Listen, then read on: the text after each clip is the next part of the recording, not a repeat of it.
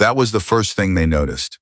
Not her file, not her scores, not the fact that she'd qualified expert on the M110 at 22 yards past the standard distance, because the range had been set up wrong, and nobody told her until after. What they noticed first was that she was 5'4", and she walked into the tee at Fob Salerno like she was looking for the coffee machine. Sergeant First Class Dolan was the one who said it out loud, because Dolan always said things out loud that other people had the sense to keep behind their teeth. They sent us a babysitter. Nobody laughed, but nobody told him to shut up either. Her name was Reyes, Staff Sergeant Adrian Reyes, attached to 3rd Special Forces Group as a weapons intelligence specialist, which was the Army's way of saying she could identify, disassemble, and trace the origin of any weapons system currently in use in the Kunar Province. And she could do it faster than anyone at the regional command. She'd been requested by name by the team's intelligence officer, a quiet man named Strand who communicated almost exclusively in single-sentence emails and who had reportedly seen Reyes' analysis on an HMG cache recovery outside Asadabad and written back 2 words, "Get her." Strand was not at the tee when she arrived.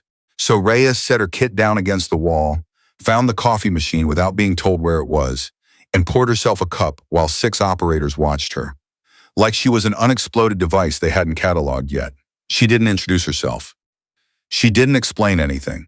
She just drank the coffee and looked at the map on the far wall, and whatever she was thinking about it, she kept to herself.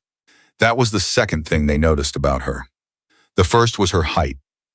The second was that she didn't seem to care what they thought about the first. The team had been at Salerno for 11 days, working a network interdiction problem. 3 separate weapons caches, all the same origin, all the same cache build methodology, which meant the same hands. The senior weapons sergeant, a man named Castillo, had been working the pattern for 6 weeks and was convinced he was 2 links away from the facilitation node. The person who wasn't pulling triggers, but was making sure triggers were pulled. Command had authorized 2 more weeks before they were going to redirect the team to a personnel recovery mission that had been sitting in queue since February. 2 weeks, maybe less, if the weather closed down the mountain passes, which it did without apology in Kunar in late October. Reyes sat in on the intelligence brief that afternoon without being introduced. Strand had finally arrived, nodded at her once across the room, and pointed at an empty chair. She sat in it. Castillo gave the brief. He was good, thorough, organized. He'd been doing this for 9 years, and it showed in how he built the picture, one confirmed detail at a time, no speculation without labeling it as such. When he finished, the team's captain, a man named Gulliver, asked if there were questions. Reyes said, "The 3rd cache. What was the fill date on the lubricant containers?" Castillo looked at her. "The what?" "The lubricant. PK machine guns need their recoil springs oiled or they bind. If the cache had been sitting since spring, the containers would be nearly full. If they were recently resupplied, we don't have the containers." "I know. I read the report. I'm asking if anyone went back for them after the initial exploitation." The room was quiet. "They were photographed," Castillo said carefully. "We have photographs. Can I see them?" He pulled them up. She looked at the photographs for maybe 45 seconds. Then she said, "They've been resupplied in the last 3 weeks. That cache was ready to be drawn down. Somebody was about to move the weapons." Castillo said, "How can you tell from lubricant containers?" "The overfill pattern on the lip of the container. You can see it in the second photograph. Someone topped them off in a hurry, didn't wipe it down. That's not how you store weapons for the long term. That's how you prep them for near-term use." She said it without drama, without looking around the room to see if they were impressed. She just said it like she was pointing at something that had always been there. Gulliver looked at Castillo. Castillo looked at the photograph for a long moment. Then he said quietly to no one in particular, "Huh, Dolan doesn't change his opinion. Some people commit to a position the way other people commit to a religious conviction, not because the evidence supports it, but because the cost of changing is too high." Dolan had decided what Reyes was the moment she walked in, and everything after that got filtered through that decision. He made a comment at Chow that evening, something about support personnel and their tendency to second-guess the people who had to actually go outside the wire. He didn't say her name. He didn't have to. Reyes heard it. She was 3 seats down and she heard it, and she looked at him for exactly 2 seconds, which was long enough for everyone watching to understand that she'd heard it and had decided it wasn't worth the energy. Then she went back to her food. That was the third thing they noticed. And for some of them, it was the one that stuck. The operation came together in 36 hours. Strands read on Reyes's assessment, combined with signal intercepts that the regional intelligence cell had been sitting on, triangulated to a transit corridor in the Koringal watershed, a route that ran along a ridgeline nobody had operated on since a different team had taken fire there 14 months earlier, and command had quietly deprioritized the area, which was, Reyes pointed out to Strand in a conversation that two other people overheard and reported back to the team exactly why it was being used again. The mission was a deliberate interdiction. The team would establish an observation post on the ridgeline, confirm the transit, and call in the interdiction. Clean, defined. The kind of operation that, on paper, didn't require a weapons intelligence specialist to leave the wire. Gulliver asked Reyes if she wanted to stay at the FOOB. She said, "I need to see the weapons system in situ. If it matches the lubricant pattern, I can confirm the network connection in the field, instead of waiting for exploitation to come back." Gulliver thought about it for 4 seconds. "You've been outside the wire before?" 41 times, she said. 32 in Afghanistan, 9 in Iraq. He nodded. "You're on the chalk." Dolan, standing 6 feet away, said nothing. He just turned and walked out of the room. They infilled by helo at 0200, offset from the objective by 3 kilometers. The LZ was a narrow ledge on the eastern face of the ridge, wide enough for one bird at a time, and the pilots put them down clean and were off the deck inside 40 seconds. The climb to the OP took 2 hours. Reyes carried her own kit. Nobody offered to help her, and she didn't ask.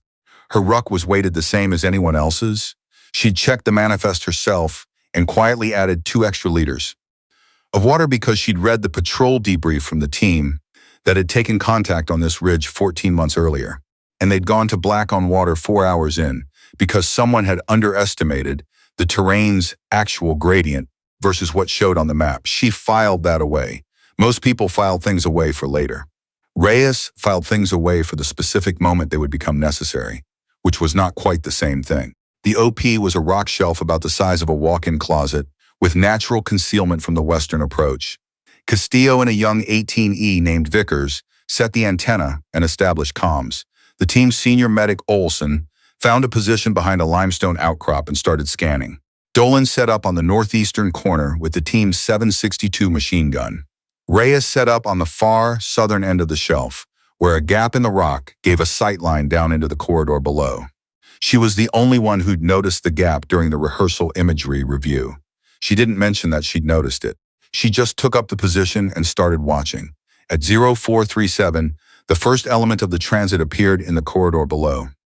It went wrong in the way that things went wrong in Kunar, not all at once, but incrementally, each new piece of information arriving just slightly too late to change the decision that had already been made based on the last piece of information. The transit element was larger than expected. The signal intercepts had suggested a 6 to 8 man group. What appeared in the corridor was closer to 15, with 2 PKM teams and what Reyes identified from her position as a 107mm recoilless rifle on a field-expedient pack frame. She reported it to Gulliver on the internal net. He acknowledged it. Command authorized the interdiction. What happened next was that the element in the corridor was not the element they'd been tracking.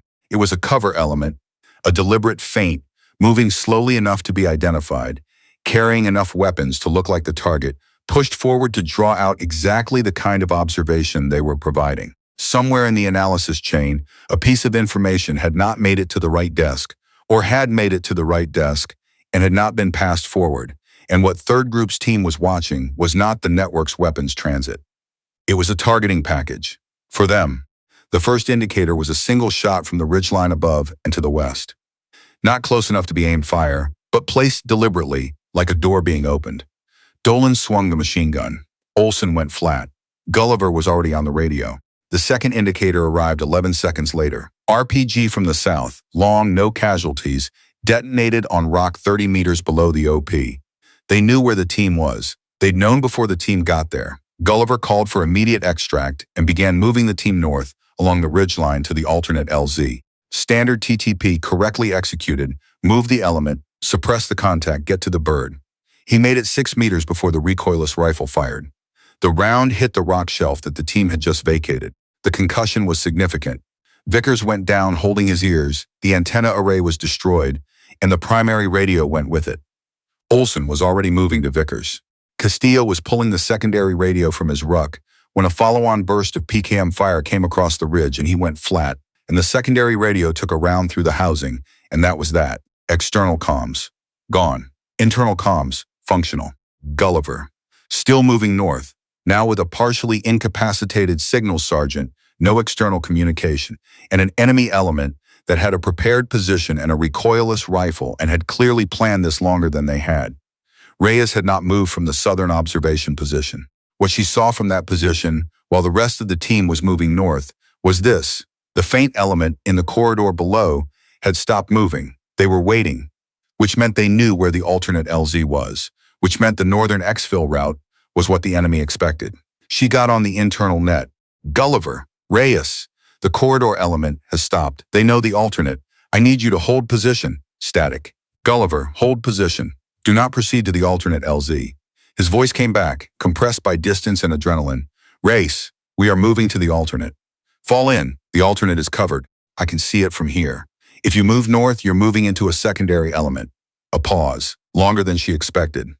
Then Dolan's voice on the net, not Gulliver's. Rise, get your ass moving. Now is not the time for weapons intel. She didn't answer him. She looked at the situation for 3 more seconds, and then she got off the net and opened her ruck and took out the one piece of equipment she'd added that wasn't on the manifest. An older model, AN-PRC 152, battery swap that morning. Frequency preset to the alternate emergency net that Strand had given her before they left the fob, the one that ran outside the team's standard comms architecture. She keyed it. Salerno, this is Reyes. Authenticate Tango Foxtrot Ninner. A pause. Then, Reyes, authenticate confirmed. Send it. She gave them the grid. She gave them the situation. She told them the alternate LZ was covered and requested they redirect the extract to a tertiary point she'd identified during her imagery review 3 days earlier. A wide shelf 200 meters south-southeast of the OP, not on any of the team's planning documents because it wasn't accessible from the north, which was exactly why the enemy hadn't bothered to cover it. Accessible from the south, though, where she was. Salerno said, copy Reyes tertiary. How do we get the team there? She said, I'll bring them.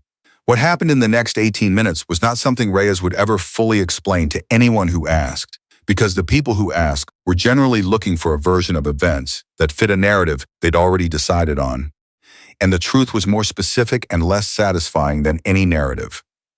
The truth was that she moved along the southern face of the ridgeline under fire, using the same rock gap that had given her the observation position because the rock gap ran in both directions. And she had measured that with her eyes when she first sat down in it and filed it away for the specific moment it would become necessary. She crossed 200 meters of exposed scree in 11 minutes. She took 1 round through the shoulder of her pack, not her shoulder, her pack. And she felt it but didn't stop, because stopping was not a solution to the problem of still being on the scree when she stopped. She found the team pinned in a rock depression 60 meters short of the alternate LZ, Vickers ambulatory but not reliable. Castillo working on a pressure wound on Olson's left leg that had come from a secondary fragment. Gulliver on the internal net trying to reach Salerno on a radio that could not reach Salerno. Dolan was on the eastern edge of the depression, machine gun across his forearms, watching the northern approach. Reyes came in from the south. She said, Gulliver, I have comms to Salerno. Extract is redirected to the tertiary point, 200 meters south. We need to move now. Gulliver looked at her for 2 full seconds. He looked at the PRC 152 in her hand. He looked at the southern approach, which was the direction she'd come from. He said, lead the way. She did. The extract came in at 0611. 2 birds, close formation, the pilots putting them down on a shelf so narrow that the crew chief was hanging half out of the door to watch the rotor clearance. Vickers went on the first bird. Olson, Castillo, 2 others. Second bird took Gulliver, the remainder of the team, and Reyes. Dolan was last on. He sat down across from her and didn't say anything for the entire flight back to Salerno. She didn't say anything either. There wasn't anything to say that the situation hadn't already said better. Strand met the team on the flight line. So did the FOB commander, a colonel named Pressman, who had the specific energy of a man who had been woken up and given bad news, and had then been given news that made the bad news less bad, and who was still deciding how to hold both things at once. Pressman asked Gulliver for a summary. Gulliver gave it. Clean, factual, no editorial. He mentioned the secondary radio. He mentioned the covered alternate LZ. He mentioned the tertiary extract. He mentioned Reyes. Pressman turned to look at her. She was standing at the edge of the flight line with her ruck still on, waiting to be told where to go, the way you do when the place you're going is not entirely your place to go. Pressman said, "That your call on the tertiary?" She said, "Yes, sir. And you identified the southern route on your own?" "During imagery review, yes, sir. Day before the operation." Pressman looked at her for a moment. Then he looked at Gulliver. Then he looked at Dolan, who was standing 6 feet to Reyes' left, and looking somewhere between the flight line and the middle distance. Pressman didn't say anything to Dolan. He didn't have to. He said to Reyes, "Good work, Staff Sergeant," she said. "Thank you, sir." Then she turned and walked toward the operations center, where she would need to write her report before. Her memory started rounding the edges off the details, because the details were the only part of any of this that would matter in 6 months, when someone at a desk in Bagram or Stuttgart was trying to understand what had actually happened on that reg line and why. She walked past Dolan. He didn't move out of her way and she didn't ask him to. She just walked. 3 days later, when the after-action review was complete and the team's debrief had been submitted up the chain, Strand sent one of his characteristic 2-word emails. Not to the team, not to Gulliver, to Reyes. It said, "Well done." She read it once. Then she went back to the weapons cache photographs, the new ones, from a cache recovery outside an array that had come in the night before. And she started with the lubricant containers, the way she always did, because the lubricant containers were where the story started if you knew how to read them. And she looked at the photographs, and she noted what she noticed, and she started to write.